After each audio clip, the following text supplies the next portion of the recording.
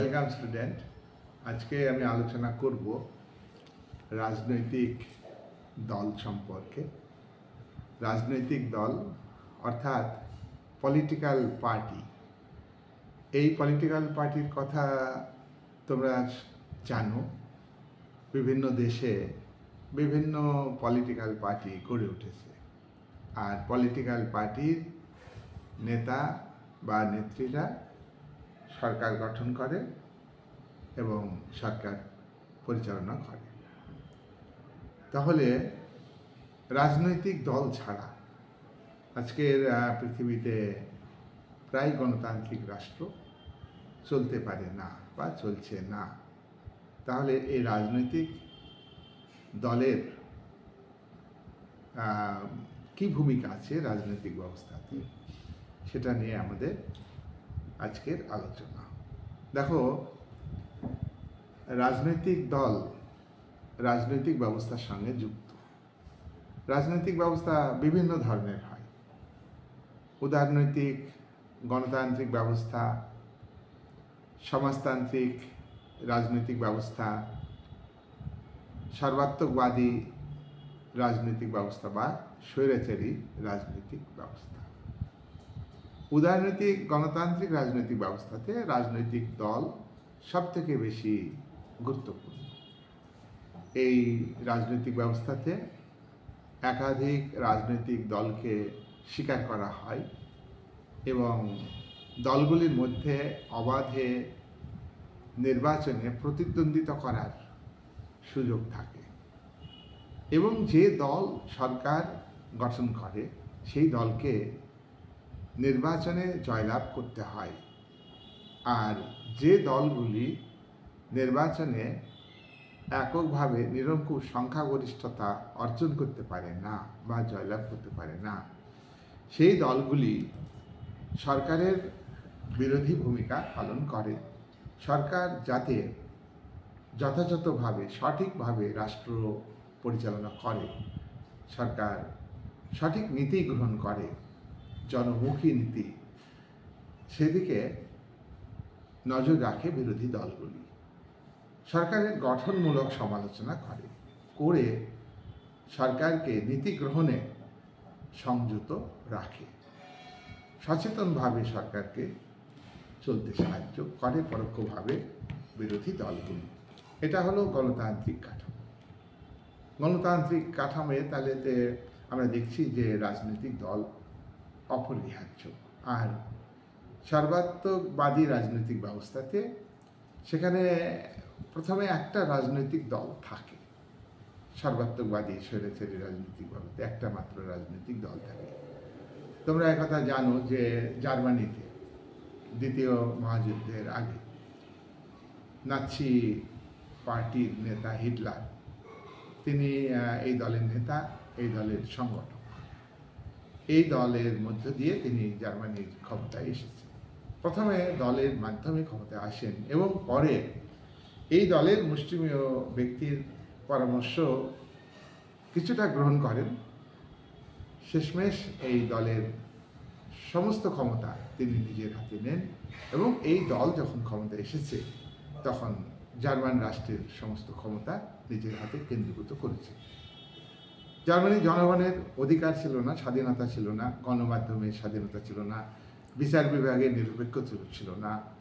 রাষ্ট্রের সব ক্ষমতা হিটলার নিজের হাতে নিয়ে নেন। এটা হলো ফ্যাসিবাদী নাৎসিবাদী শাসন। নাৎসি পার্টির আদর্শ অনুযায়ী এই রাষ্ট্র তৈরি হয়েছিল, এই জন্য নাৎসিবাদী রাষ্ট্র। আবার মুসোলিনি তোমার ইটালির তে পার্টি গঠন করেন, সেটা হলো ফ্যাসিবাদী পার্টি। এ পার্টিও কিন্তু একটা রাজনৈতিক দল। এ পার্টি রাজনৈতিক ক্ষমতা দখল করে ইটালিতে এবং এখানে মুসোলিনি রাষ্ট্রের সমস্ত ক্ষমতা নিজের হাতে নেয়। রাষ্ট্রের আইন তৈরি করা, রাষ্ট্রের শাসন কার্য পরিচালনা করা, সরকারি সিদ্ধান্ত গ্রহণ করা, বিচার বিভাগের যে দায়িত্ব, বিচার কার্য পরিচালনা করা, সব দায়িত্বই মুসোলিনি তিনি নিজের হাতে নিয়েছেন। তাহলে ফ্যাসিবাদী নাৎসিবাদী রাষ্ট্রে স্বৈরাচার প্রতিপন্ন হয়, অর্থাৎ জনগণের মতামত, পাবলিক ওপিনিয়নের কোনো গুরুত্ব থাকে না। এখানে বিরোধী কোনো রাজনৈতিক দলকে স্বীকার করা হয় না, তাই এটাকে সর্বাত্মকবাদী রাষ্ট্র বলা হচ্ছে। সর্বাত্মকবাদী রাষ্ট্রের যে রাজনৈতিক ব্যবস্থা, পলিটিক্যাল সিস্টেম, সেটাকে বলা হচ্ছে তোমার সর্বাত্মকবাদী রাজনৈতিক ব্যবস্থা। এখানে কিন্তু পলিটিক্যাল পার্টির গুরুত্ব থাকছে না। নেক্সট হচ্ছে সমাজতান্ত্রিক ব্যবস্থা। সমাজতান্ত্রিক ব্যবস্থাতে এখানে মার্ক্সবাদী আদর্শ বাস্তবায়িত করবার চেষ্টা করা হয়। এখানে একটা পার্টি থাকে, পার্টিকে স্বীকার করা হয় সমাজতান্ত্রিক ব্যবস্থাতে, ওয়ান পার্টি সিস্টেম, সেটা হলো কমিউনিস্ট পার্টি। কমিউনিস্ট পার্টি কেন? সমাজতন্ত্রে একটাই শ্রেণী স্বীকার করা হয়। উদারনীতি গণতন্ত্রের শ্রেণী বিভাজন, একাধিক শ্রেণী বিভাজন থাকে। উদারনীতি গণতন্ত্রের সম্পত্তির উপর ব্যক্তিগত মালিকানা থাকে, তার ফলে দেশের মধ্যে বিভিন্ন শ্রেণীর উদ্ভব, আর বিভিন্ন শ্রেণীর উদ্ভবের ফলে বিভিন্ন শ্রেণীর স্বার্থ রক্ষার জন্য বিভিন্ন পলিটিক্যাল পার্টি গড়ে ওঠে। তাই উদারনীতি গণতন্ত্রের বহুদলীয় ব্যবস্থা গড়ে ওঠে, আর বহু দলের মধ্যে অনেক দেশে আছে দ্বিদলীয় ব্যবস্থা, যেমন মার্কিন যুক্তরাষ্ট্রে দ্বিদলীয় ব্যবস্থা আছে, ব্রিটেনে দ্বিদলীয় ব্যবস্থা আছে। দুটো রাজনৈতিক দল পর্যায়ক্রমে ক্ষমতায় আসে, আবার অপর দলটি বিরোধী আসনে ভূমিকা পালন করে। এটা হলো দ্বিদলীয় ব্যবস্থা, বাই পার্টি সিস্টেম। আর মাল্টি পার্টি সিস্টেম উদারনীতি গণতন্ত্রে থাকে। আর সমাজতন্ত্রে একটা মাত্র রাজনৈতিক দল, একটাই শ্রেণী সমাজতন্ত্রে থাকবে, ওয়ান ক্লাস। দ্বিতীয় কোনো শ্রেণী বা ক্লাস থাকবে না। সম্পত্তির উপরে ব্যক্তি মালিকানার অবসান ঘটবে এবং রাষ্ট্রীয় মালিকানা বা সামাজিক মালিকানা প্রতিষ্ঠিত হয়। রাষ্ট্র একটা শ্রেণীর স্বার্থ রক্ষে, ডাক্তার, ইঞ্জিনিয়ার, স্কুল শিক্ষক, অধ্যাপক, খেটে খাওয়া মানুষ, ক্ষেত মজুর, শ্রমিক, মূলধন মালিক, মানে মূলধনের মালিক থাকবেন এখানে, রাষ্ট্র মূলধনের মালিক, সবাই একটা শ্রেণীর অন্তর্ভুক্ত, খেটে খাওয়া মানুষ, মেহনতি মানুষ। এই শ্রেণী একটা থাকে বলে একটাই পলিটিক্যাল পার্টি গড়ে ওঠে। এখানে দ্বিতীয় কোনো শ্রেণী ও শ্রেণী স্বার্থ থাকে না, শ্রেণী শোষণ থাকে না।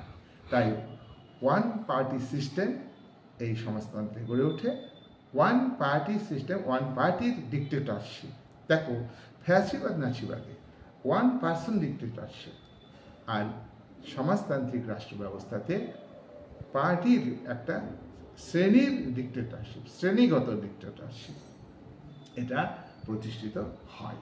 তাহলে সমাজতন্ত্রে রাজনৈতিক দলকে স্বীকার করা হয়, সেটা হলো একাধিক দল থাকতে পারে, কিন্তু একটাই দল স্বীকৃতি লাভ করবে রাজনৈতিক ব্যবস্থাতে। তাহলে আমরা এই আলোচনার মধ্যে দিয়ে দেখছি যে সামরিক শাসনে কিন্তু সামরিক নেতা, সেখানেও কিন্তু দলের গুরুত্ব থাকে না।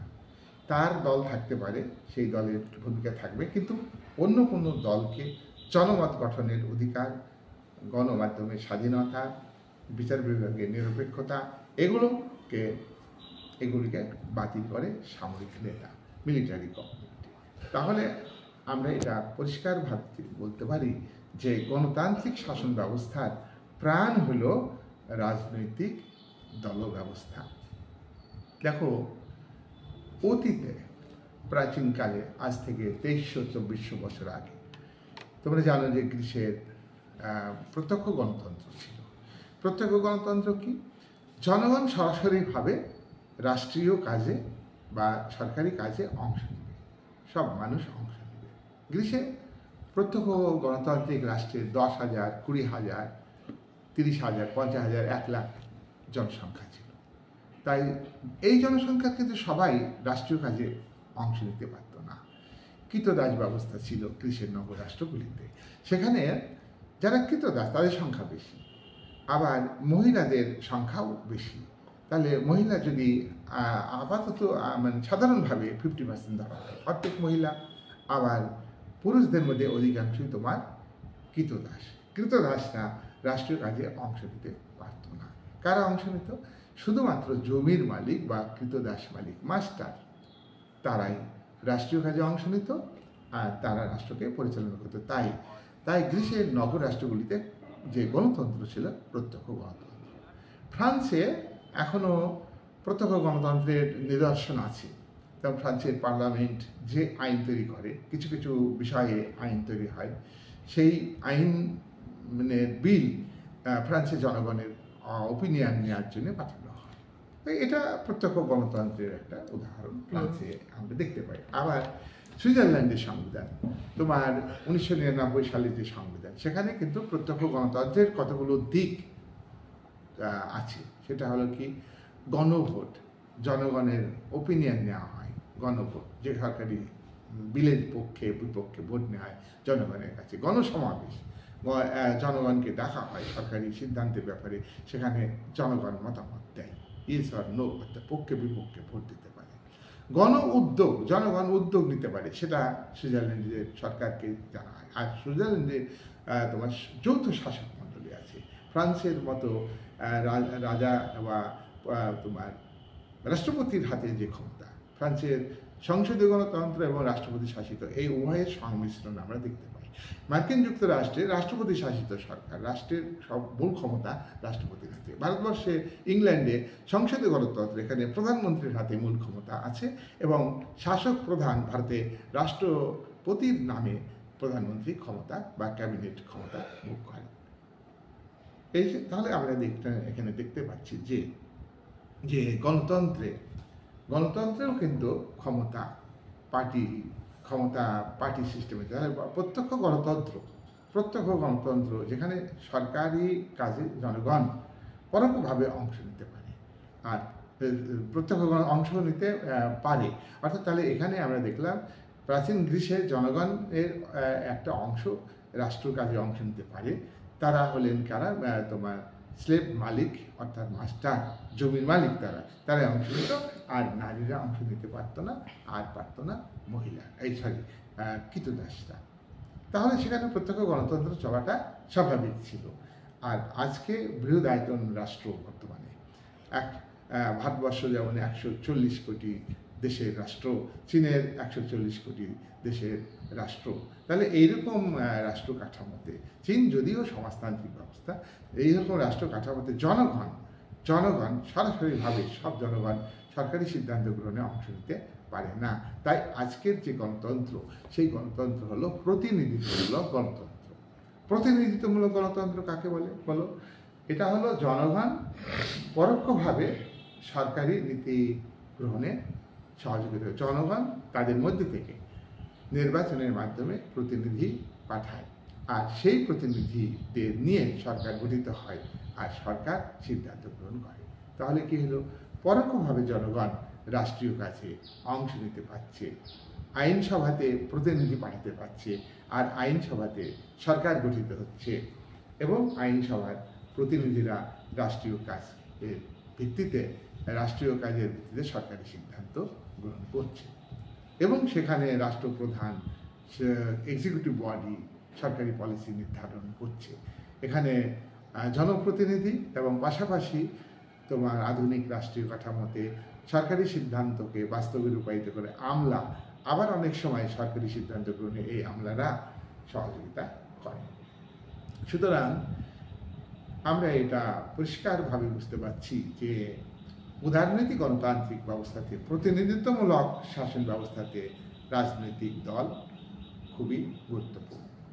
তাহলে দল ছাড়া গণতন্ত্র চলতে পারে না। আর এই গণতন্ত্র হচ্ছে রাজতন্ত্রের বিপরীত শাসন ব্যবস্থা। রাজতন্ত্রে বংশানুক্রমিকভাবে শাসন কার্য পরিচালনা করেন রাজা, রাজার উত্তরাধিকারী রাজা হন। এখানে আইন তৈরি করার ক্ষমতা, বিচার করার ক্ষমতা, শাসন করার ক্ষমতা, সব ক্ষমতার মূলে হচ্ছেন রাজা। এটা হলো রাজতন্ত্র। আর রাজা অনেক সময় স্বৈরাচারী হয়ে যান, তার কারণ এখানে জনগণের মতামতের কোনো গুরুত্ব নেই। আর উত্তরাধিকার সূত্রে রাজা খারাপ হতে পারেন, ভালো হতে পারেন। তাহলে খারাপ রাজা হলে জনগণের উপরে স্বৈরাচার নেমে আসবে, জনগণের অধিকার, স্বাধীনতা বলে কিছু থাকবে না। কিন্তু গণতন্ত্রে এমন শাসন ব্যবস্থা নয়। গণতন্ত্র হচ্ছে যেখানে রাজনৈতিক অধিকার জনগণ ভোগ করবে, নির্বাচিত প্রতিনিধি সরকার গঠন করবে। জনগণ নিয়মতান্ত্রিক পথে, সাংবিধানিক পথে সরকার নির্বাচনে জনপ্রতিনিধি নির্বাচিত করে, আর সেই নির্বাচিত জনপ্রতিনিধিরা সরকার গঠন করে এবং সরকারি সিদ্ধান্ত গ্রহণ করে, আর সেটাই জনগণের উপর চাপিয়ে দেওয়া হয়। আবার অনেক সময় জনগণের মতামতকে গুরুত্ব দেওয়া হয়। গণতন্ত্রে পাবলিক ওপিনিয়নকে বেশি গুরুত্ব দেওয়া হয়। পাবলিক ওপিনিয়ন সংগঠিত করে রাজনৈতিক দল। তাই রাজনৈতিক দল ছাড়া গণতন্ত্র চলতে পারে না। চরম রাজতন্ত্রে বা রাজতন্ত্রে রাজনৈতিক দলের গুরুত্ব ছিল না। আমরা আলোচনায় দেখলাম যে সামরিক সরকারে রাজনৈতিক দলের ভূমিকাকে নস্যাৎ করা হয়। ফ্যাসিবাদী, নাৎসিবাদী, স্বৈরাচারী, সর্বাত্মকবাদী রাজনৈতিক ব্যবস্থাতে জনমতের গুরুত্ব নেই, রাজনৈতিক দলেরও গুরুত্ব নেই। আর সমাজতন্ত্রে দলের গুরুত্ব আছে, সেখানে কিন্তু বহুদলীয় নয়, দ্বিদলীয় নয়, একদলীয় শাসন ব্যবস্থা। একটা দলের প্রাধান্য, একটা সমাজতান্ত্রিক দেশে সমস্ত স্তরের মানুষ তারা একই শ্রেণীভুক্ত, সর্বহারা শ্রেণীভুক্ত, প্রোলেটারিয়েট শ্রেণী। তাই সেখানে একটি মতাদর্শের ভিত্তিতে একটি মাত্র রাজনৈতিক দল গড়ে ওঠে। আর এই রাজনৈতিক দলের মধ্যে নির্বাচন হয়, সেই দলের ভূমিকা থাকে, কিন্তু একটা দলের মধ্যে থেকে একাধিক সদস্য নির্বাচনে প্রতিদ্বন্দ্বিতা করে। হায়েস্ট ভোট প্রাপ্ত সদস্য সে নির্বাচিত হয়। আর নির্বাচিত সরকার যদি সরকারের যদি জনগণের স্বার্থবিরোধী কাজ করে, গণতন্ত্রকে হত্যা করে, প্রকৃত গণতন্ত্রকে, তাহলে কিন্তু জনগণ রিকল করতে পারবে। এখানেও পার্টিকে জনগণ নিয়ন্ত্রণ করতে পারবে। যাই হোক, আমরা রাজনৈতিক দলের ভূমিকা আছে বিভিন্ন রাজনৈতিক ব্যবস্থাতে, এই কথা আমরা জানলাম। রাজনৈতিক দল কাকে বলে এটা তোমরা জানো। রাজনৈতিক দল কাকে বলে? রাজনৈতিক দল হলো একটা রাষ্ট্রের বিশাল জনসমষ্টি থাকে, কি তাই তো? হ্যাঁ স্যার। বিশাল জনসমষ্টি থাকে, সেই জনসমষ্টির একাধিক অংশ থাকে, একাধিক অংশ আমরা দেখি।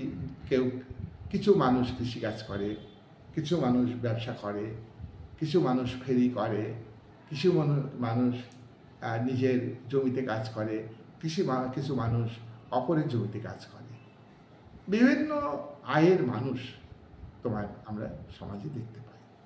আর এই জনসমষ্টির এক একটি আয়ের অংশ, এক একটি অংশ এক এক ধরনের আয় করে। তার ভিত্তিতে শ্রেণী গড়ে ওঠে, বিভিন্ন শ্রেণী গড়ে ওঠে। কৃষক একটা শ্রেণী, শ্রমিক একটা শ্রেণী, ক্ষেত মজুর আর একটা সাবক্লাস।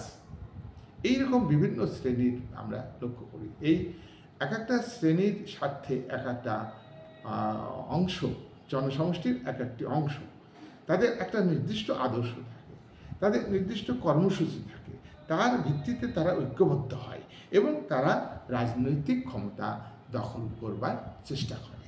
আর রাজনৈতিক ক্ষমতা পেয়ে গেলে সেই রাজনৈতিক ক্ষমতাকে ধরে রাখার চেষ্টা করে। তাহলে বিশাল জনগোষ্ঠীর এক একটা অংশ তাদের বিভিন্ন অংশের বিভিন্ন আয়, বিভিন্ন অংশের বিভিন্ন ধরনের জীবন ধারণ তারা করে থাকে এবং তাদের বিভিন্ন অংশের একটা অংশের স্বার্থ এক, আরেকটা অংশের স্বার্থ আরেক রকম। তাই একাধিক অংশের স্বার্থের ভিত্তিতে একাধিক রাজনৈতিক দল গড়ে ওঠে। তাহলে রাজনৈতিক দল কাকে বলে? রাজনৈতিক দল হলো একটি বিশাল জনগোষ্ঠীর এক একটা অংশ, এক একটি মতাদর্শে বিশ্বাস করে, এক একটি মতাদর্শের ভিত্তিতে তারা কর্মসূচি গ্রহণ করে এবং তার ভিত্তিতে ক্ষমতা দখলের চেষ্টা করে। আর ক্ষমতা দখল হয়ে গেলে সেই ক্ষমতায় টিকে থাকে। এই এক একটি অংশকে এক একটি রাজনৈতিক দল বলে। তাহলে রাজনৈতিক দলের মধ্যে আমরা কি দেখতে পাচ্ছি? রাজনৈতিক দলের মধ্যে একটা নির্দিষ্ট মতাদর্শ থাকবে, একটি জনগোষ্ঠী, একটি বিশাল জনগোষ্ঠীর একটি অংশ, একটা অংশ না, একটি অংশ না। যেখানে সমাজতন্ত্র সেখানে তো জনগোষ্ঠী একটা অংশে রূপান্তরিত হয় আর কি, কিন্তু সবাই একটি অংশ, ডাক্তার, ইঞ্জিনিয়ার, বিভিন্ন পেশার মানুষ থাকে, তাদেরকে একটি অংশে অন্তর্ভুক্ত করে ধরা হয়। এটা হচ্ছে সমাজতন্ত্রের নিয়ম। কিন্তু পুঁজিবাদী গণতন্ত্রে বা উদারনীতি গণতন্ত্রে আমরা এটা দেখি যে উৎপাদনের উপকরণের মালিকানা ব্যক্তিগত মালিকানা থাকে এবং ব্যক্তিগত স্বাধীনতা ভোগ করে। তাই জনগোষ্ঠীর একটা অংশ তাদের নির্দিষ্ট আয় এবং নির্দিষ্ট ধরনের জীবনধারা, লাইফ স্ট্যান্ডার্ড অফ লিভিং একই, মোটামুটি সেই অংশের এক, এবং তার ভিত্তিতে তারা একটা ঐক্যবদ্ধ হয়, তারা তাদের কর্মসূচি গ্রহণ করে। এই ব্যাপারে তারা ঐক্যবদ্ধ হয়ে রাজনৈতিক ক্ষমতা দখল করে। এরকম একটি অংশকেই একটা অংশকে একটি রাজনৈতিক দল বলে। রাজনৈতিক দলের ক্ষেত্রে গিলক্রিস্টের বক্তব্য যে রাজনৈতিক দল এমন একটি জনগোষ্ঠী যেখানে নির্দিষ্ট আদর্শ, কর্মসূচি থাকবে এবং তার ভিত্তিতে তোমার রাজনৈতিক ক্ষমতা দখল করবে, রাষ্ট্র ক্ষমতা দখল করবে, এবং দখলীকৃত যে ক্ষমতা বা যে ক্ষমতা তারা পেয়েছে সেটাকে ধরে রাখতে চাইবে, এমন অংশকেই বলা হচ্ছে একটি রাজনৈতিক দল। বার্কার একজন ব্রিটিশ চিন্তাবিদ, এ সম্পর্কে তোমরা বহু জানো। তিনি বলছেন যে রাজনৈতিক দল জনগোষ্ঠীর এমন একটি অংশ, যে অংশের মানুষেরা একটি নির্দিষ্ট মতাদর্শকে মেনে চলে, নির্দিষ্ট মতাদর্শের ভিত্তিতে কর্মসূচিকে গ্রহণ করে এবং কর্মসূচি গ্রহণের মধ্য দিয়ে রাজনৈতিক ক্ষমতা অর্জনের চেষ্টা করে, আর ক্ষমতা অর্জিত হলে সেই ক্ষমতা ধরে রাখতে চাই এবং আদর্শকে তারা বাস্তবে রূপায়িত করতে চায়। এমন অংশকেই একটা জনগোষ্ঠীর এমন একটা অংশকে, নির্দিষ্ট অংশকে একটা রাজনৈতিক দল বলা হয়। লাসওয়েল, মার্কিন চিন্তাবিদ লাসওয়েলও বলেছেন যে রাজনৈতিক দল হতে গেলে জনগোষ্ঠীকে ক্ষমতা দখল করতে হবে এবং নির্বাচনে প্রার্থী দাঁড় করাতে হবে।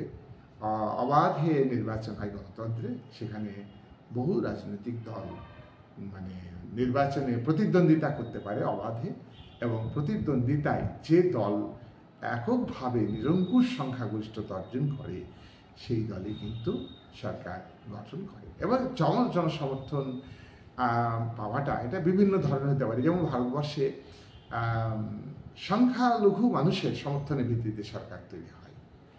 এখানে বহুদলীয় ব্যবস্থা আছে, দেখা গেল যে 40% ভোট পেয়েছে, বিলো 50% ভোট পেয়েছে সেই দল সরকার, ভারত সরকার, সেই দলের রাজ্য সরকার। আমরা এটা দেখতে পাই। তার কারণ এখানে একাধিক রাজনৈতিক দলের মধ্যে 100% ভোট ভাগ হয়ে যায়। কেউ 40% পেল, কেউ 45% পেল, কেউ 15%, কেউ 10%। দেখা গেল যে হাইয়েস্ট যে 45% পেল, সে হাইয়েস্ট, সেই দলই সরকার গঠন করে। এটা ব্যাপার হচ্ছে যে এটা গণতন্ত্রে যে মাল্টি পার্টি সিস্টেম, সেই মাল্টি পার্টি সিস্টেমের একটা ত্রুটি। যাই হোক, রাজনৈতিক দল কাকে বলে এ ব্যাপারে তোমরা পরিষ্কারভাবে জানলে যে জনগোষ্ঠীর একটি অংশ যার নির্দিষ্ট আদর্শ থাকবে, নির্দিষ্ট আদর্শের ভিত্তিতে কর্মসূচি গ্রহণ করবে, নির্বাচনে প্রতিদ্বন্দ্বিতা করবে অবাধে, তারা তাদের দলের কর্মসূচির পক্ষে, আদর্শের পক্ষে প্রচার করতে পারবে। এটাই হলো অবাধে প্রতিদ্বন্দ্বিতা।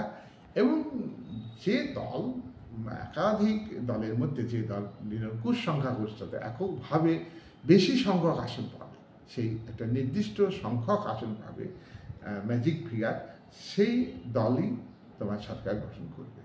এটা হচ্ছে গণতন্ত্রের নিয়ম। নেক্সট হচ্ছে, তাহলে গণতান্ত্রিক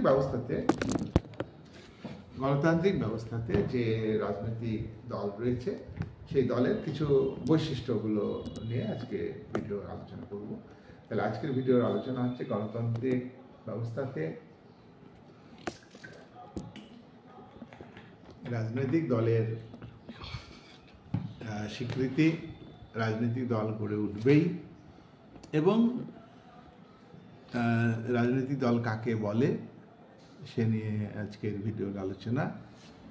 এখন আমি রাজনৈতিক দলের বৈশিষ্ট্য, দেখো কাকে বলে আলোচনার মধ্যেই রাজনৈতিক দলের বৈশিষ্ট্যগুলো আমার কিছুটা আলোচনা করা হয়ে গেছে। এখন আমি রাজনৈতিক দলের কতগুলো বৈশিষ্ট্য পয়েন্ট আকারে তুলে ধরবো। 1 নম্বর, রাজনৈতিক দলের সমর্থক যারা, তাদের কি বলে? সদস্য বলে। এই সদস্যরা একই মতাদর্শে বিশ্বাস করবে। বিভিন্ন মতাদর্শ বিশ্বাস করলে তো দলে থাকতে পারবে না। প্রত্যেকটা পলিটিক্যাল পার্টির নিজস্ব নির্দিষ্ট মতাদর্শ আছে, ইডিওলজি আছে। এই ইডিওলজিতে ওই দলের সমর্থকরা বিশ্বাস করবে। এটা হচ্ছে রাজনৈতিক দলের 1 নম্বর বৈশিষ্ট্য। 2 নম্বর, প্রত্যেক রাজনৈতিক দলের ওই আদর্শের ভিত্তিতে সুনির্দিষ্ট কর্মসূচি থাকবে। নির্বাচনের আগে প্রত্যেকটা রাজনৈতিক দলের আদর্শ অনুযায়ী, যদি মার্ক্সবাদী দল হয় তাহলে উদারনৈতিক গণতন্ত্রের বিপক্ষে তারা সমাজতান্ত্রিক আদর্শ গ্রহণ করবে। তার ভিত্তিতে সমাজতান্ত্রিক কর্মসূচির কথা নির্বাচনে তুলে ধরবে। আর পুঁজিবাদী রাষ্ট্রের সমর্থক যে রাজনৈতিক দল, ইংল্যান্ড, আমেরিকা, ভারত প্রভৃতি পুঁজিবাদী ব্যবস্থাকে সমর্থন করে প্রত্যেকটা রাজনৈতিক দলই। এবং এই দলগুলি তারা তাদের দলীয় আদর্শের ভিত্তিতে, ইডিওলজির ভিত্তিতে তারা কতগুলি কর্মসূচি নির্ধারণ করে এবং সেই কর্মসূচিগুলি তারা নির্বাচনী ইস্তাহারে প্রকাশ করে যে আমাদের দল নির্বাচনে জয়লাভ করলে, সরকার গঠন করলে এই বিষয়গুলি জনগণের জন্য করবে। নাম্বার 3, দেখো দল দরকার গণতন্ত্রে। তো দলকে তো গঠন করতে হবে, দলের সংগঠন থাকবে, দল গড়ে উঠলো, দল থাকবে, একজন নেতা, দল টিকে থাকবে, দল শক্তিশালী হবে তা নয়। প্রত্যেকটা রাজনৈতিক দলের সংগঠন আছে, দলের নেতা থাকবে, দলের মেম্বারশিপ থাকবে, দলের সংগঠন পরিচালনার জন্য বিভিন্ন কমিটি থাকবে। যেমন ধরো কমিউনিস্ট পার্টি হলে নিম্ন স্তর থেকে গ্রাসরুট থেকে ধাপে ধাপে সংগঠন থাকবে। এই সংগঠনগুলির নিচু তলা থেকে সিদ্ধান্ত হতে হতে উপরি তলে, অর্থাৎ একটা উপরে সর্বোচ্চ কমিটি আছে, পলিটব্যুরো কমিটি, সেই কমিটির কাছে যাবে সিদ্ধান্তগুলো। এইবার তার ভিত্তিতে পলিটব্যুরো সিদ্ধান্ত নেবে, সেটা আবার একদম উপর থেকে নিচ পর্যন্ত ধাপে ধাপে সাধারণ মানুষের কাছে সেই সিদ্ধান্ত চলে আসবে। এটা হচ্ছে গণতান্ত্রিক কেন্দ্রিকতার নীতি। তা কমিউনিস্ট পার্টি গণতান্ত্রিক কেন্দ্রিকতার নীতির ভিত্তিতে গড়ে ওঠে এবং সংগঠন পরিচালিত হয়। আর ডেমোক্রেটিক সেন্ট্রালিজম আর লিবারেল ডেমোক্রেটিক সিস্টেমে বা উদারনীতি গণতন্ত্রে রাজনৈতিক দল গড়ে ওঠে কীভাবে? সেখানে কিন্তু তোমার ডিসেন্ট্রালাইজেশন অফ পাওয়ার, অর্থাৎ এখানে কিন্তু ডিসেন্ট্রালাইজেশন, অর্থাৎ এখানে সেন্ট্রালাইজেশন নয়, এখানে গণতান্ত্রিক বিকেন্দ্রীকরণের মাধ্যমে রাজনৈতিক দলগুলো পরিচালিত হয়। তাহলে আমরা দেখছি গণতন্ত্রে যে রাজনৈতিক দল গড়ে ওঠে সেই দলেরও সংগঠন আছে, আবার সমাজতান্ত্রিক ব্যবস্থাতে যে কমিউনিস্ট পার্টি গড়ে ওঠে সেই দলেরও একটা সাংগঠনিক কাঠামো আমরা লক্ষ্য করি। 4 নম্বর, প্রত্যেকটা রাজনৈতিক দলের পতাকা আছে, দলীয় পতাকা, পার্টি সিম্বল আছে। প্রত্যেকটা রাজনৈতিক দলেরই পার্টি সিম্বল থাকবে। ভারতবর্ষে তোমরা দেখছো যে বিভিন্ন রাজনৈতিক দল তার দলের প্রতীকা আছে। এই যে টিএমসি তোমার জোড়া ফুল, বিজেপি তোমার কি পদ্মফুল, তাই তো? আর কমিউনিস্ট পার্টি কি কাস্তে হাতুড়ি। হ্যাঁ, আবার এই দলের কিছু দলের আবার তোমার দলীয় পতাকা যেটা থাকছে সেই পতাকা নির্বাচনে অনেক সময় পায় না। গণতান্ত্রিক রাষ্ট্রের নির্বাচন পরিচালনা করবার জন্য, স্বাধীন ও নিরপেক্ষভাবে নির্বাচন পরিচালনা করার জন্য কি দরকার? নির্বাচন কমিশন দরকার। সেই নির্বাচন কমিশন যে প্রতীক দেবে নির্বাচনে, সেই প্রতীক নিয়ে সেই দল লড়াই করবে, নির্বাচনী লড়াই করবে। যাই হোক, প্রত্যেকটা রাজনৈতিক দলে কি থাকবে? সিম্বল থাকবে, প্রতীক থাকবে। হ্যাঁ, আর এটা হলো দলীয় পতাকা। আবার সেই দলেরই নির্বাচনী প্রতীকও থাকবে, সেটা আলাদা হতে পারে, সেম হতে পারে। আবার দলের প্রতীক নির্বাচনের প্রতীক, এমনও কিন্তু দল থাকে। 5 নম্বর, দেখো 5 নম্বর বৈশিষ্ট্য কি রাজনৈতিক দলে?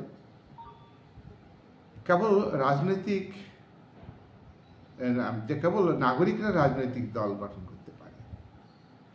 রাজনৈতিক দল গঠন করবে কারা? শুধু নাগরিকরা। এই যে ভারতবর্ষে যারা নাগরিক, তারাই ভারতে রাজনৈতিক দল গঠন করতে পারবে। পাকিস্তানিরা রাজনৈতিক দল গঠন করতে পারবে না। বিদেশ থেকে রাষ্ট্রদূত নিযুক্ত হয়েছে ভারতবর্ষে, বিদেশি তারা, বা এখানে ভিসা করে বেড়াতে এসছে, বা এখানে কোনো কিছু কাজ করতে এসছে সাময়িকভাবে, তারা তো রাজনৈতিক দল গঠন করতে পারবে না, তারা রাজনৈতিক দলের সদস্য হতে পারবে না। 6 নম্বর, প্রত্যেক রাজনৈতিক দলের সদস্য যারা, তারা তো রাজনৈতিক মতাদর্শের দ্বারা অনুপ্রাণিত হয় নাকি? হ্যাঁ, রাজনৈতিক দলের মতাদর্শ থাকবে, কিন্তু প্রত্যেকটা দলের মূল উদ্দেশ্য কি? প্রত্যেকটা দল উদ্দেশ্য জনগণের স্বার্থ রক্ষা, জনকল্যাণ করা। এটা আমরা তো দেখি যে সব রাজনৈতিক দলই ভালো কথা বলে, কি দেখো না তোমরা? তাহলে সেখানে মানে দলের একটা আদর্শ আলাদা আলাদা।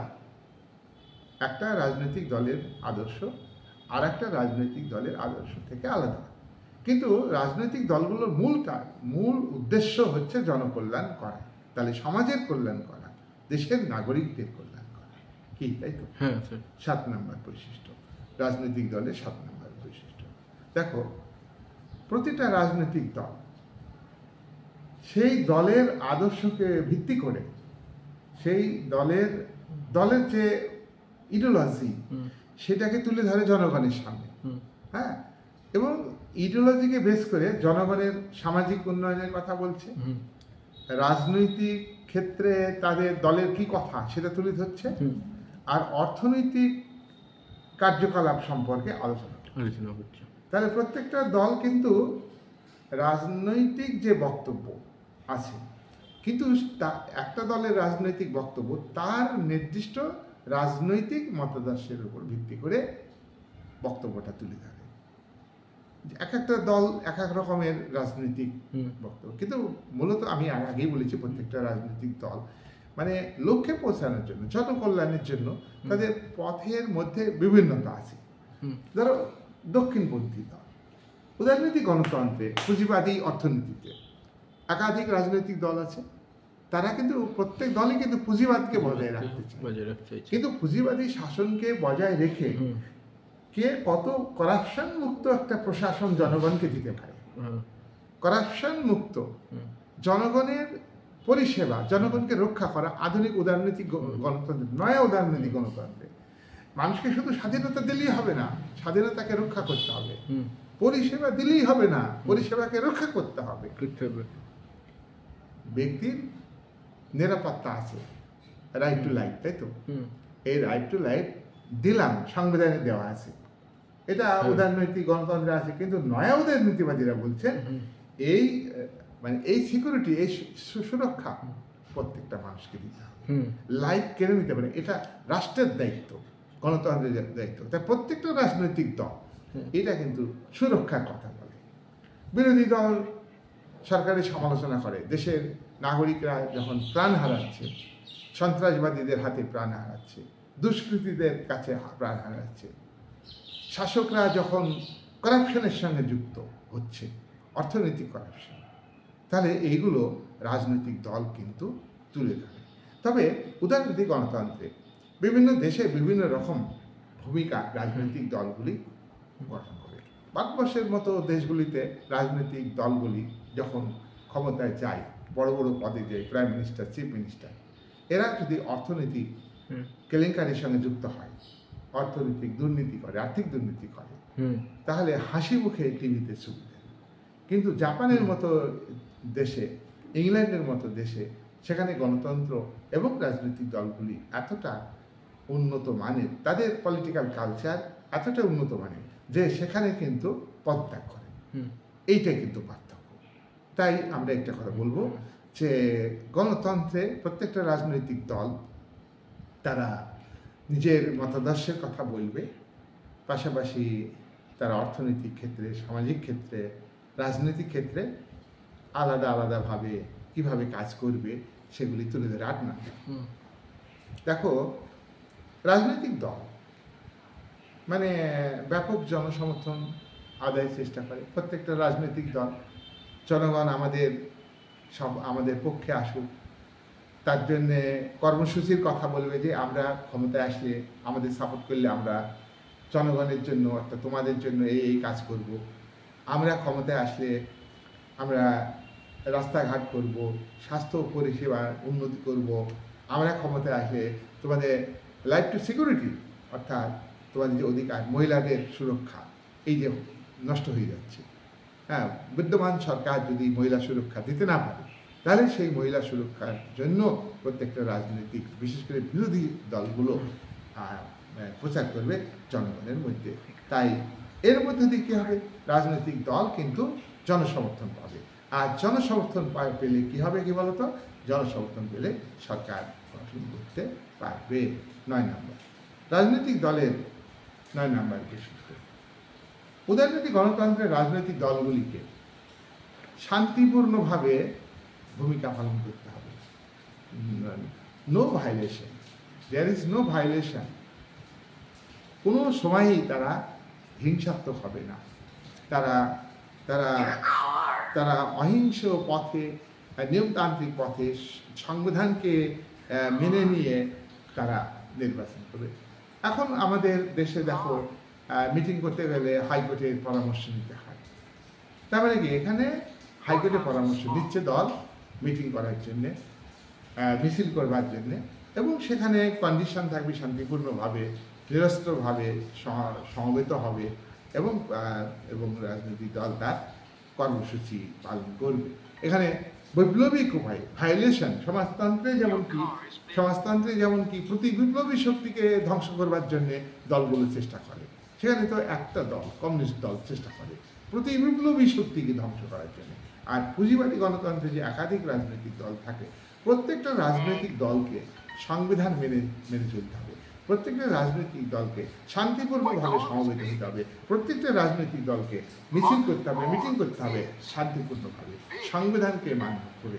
আর যদি কোনো বাধা থাকে তাহলে সেখানে সেই গণতান্ত্রিক রাষ্ট্রের যে আদালত বা বিচার ব্যবস্থা, তার অনুমতি নিয়ে তাকে শান্তিপূর্ণভাবে মিটিং করতে হবে। নির্দিষ্ট সময় বেঁধে দিলে সেটাকে মেনে চলতে হবে।